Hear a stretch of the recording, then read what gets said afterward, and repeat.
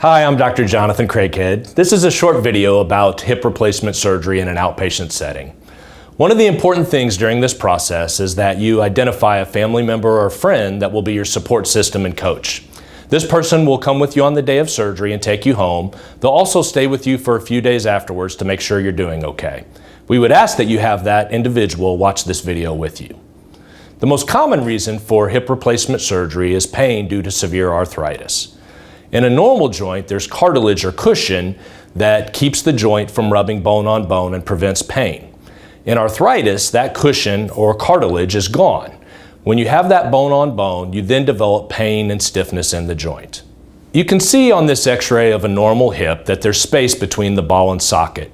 Contrast that with this x-ray of an arthritic hip, in which you see that space is gone and the ball and socket are rubbing bone on bone, causing severe pain.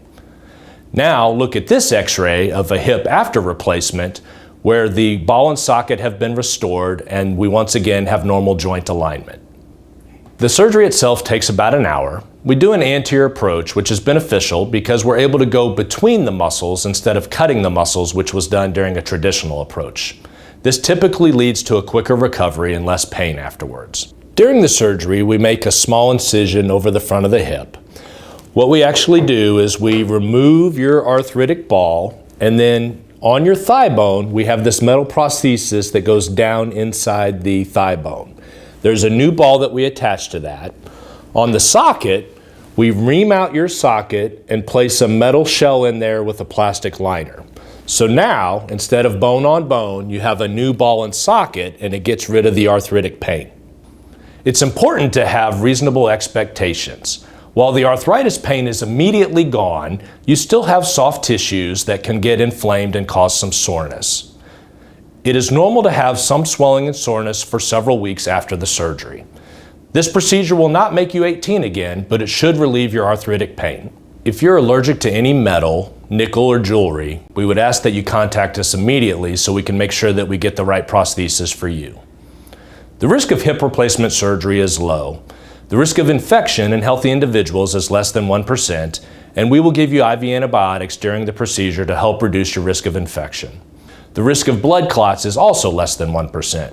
If you have a history of blood clots or are at high risk for a blood clot, we will give you a prescription blood thinner for about a month after the surgery.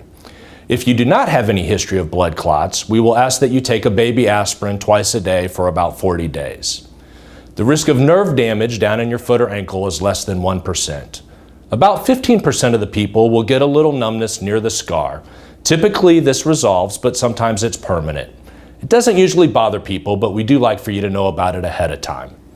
The other risk is a fracture or a dislocation. This is extremely rare and can be treated surgically if it does happen.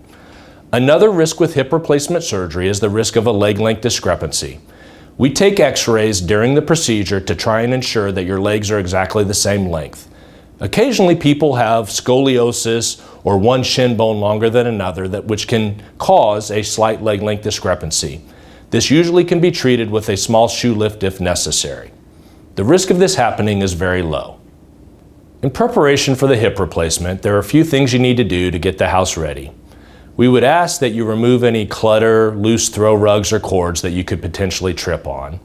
You will also need a walker. If you don't have a walker already, please contact our office and we will get one for you. You can put all of your weight on the leg after the surgery, but you will need to use the walker for balance until you're cleared to go without it by your physical therapist. If you have a low toilet seat, you may want to get an elevated toilet seat to help you get up and down from the commode. Also, if you have concerns about being able to stand for a long time in the shower, you may want to get a shower chair which will allow you to sit while you're washing. An elevated toilet seat and shower chair can be found at most medical supply stores or online. A walker can be found at our office. Please contact us if you need assistance with getting any of this equipment. After surgery, physical therapy will be an important part of your recovery process. We will arrange for you to have physical therapy in an outpatient department starting approximately 4 to 7 days after your surgery. Our physical therapy liaison will contact you to set this up. Prior to surgery, we would like for you to obtain medical clearance from your family doctor or cardiologist. Please have them send us a letter stating that you are healthy and safe enough to have the procedure. If you have not seen a dentist in the last 6 to 12 months, we would also ask that you see a dentist and make sure there is no evidence of dental infection. Sometimes if there's bacteria in the teeth or gums, this can get in the bloodstream and cause an infection in the new joint. It would be helpful to have the dentist send a letter of clearance also. After the surgery, we would ask that you do not drive until you're off the narcotic pain medicine. If it's your right hip that is being replaced, then you need to be walking with a safe, normal gait and have your normal reflexes before you return to driving. If you are working, we do not have a set day that you have to return back to work. On average, people will take off about a month, but you may ease back into activities as you feel safe and comfortable. Approximately 2 to 3 weeks prior to surgery, we will have you do some lab work. We will also ask that you meet with our anesthesiologist prior to surgery. They will go over the anesthesia procedure and what to expect on the day of the surgery. You should have a spinal anesthetic for the procedure. Most patients will be in the recovery room approximately 2 to 3 hours after surgery.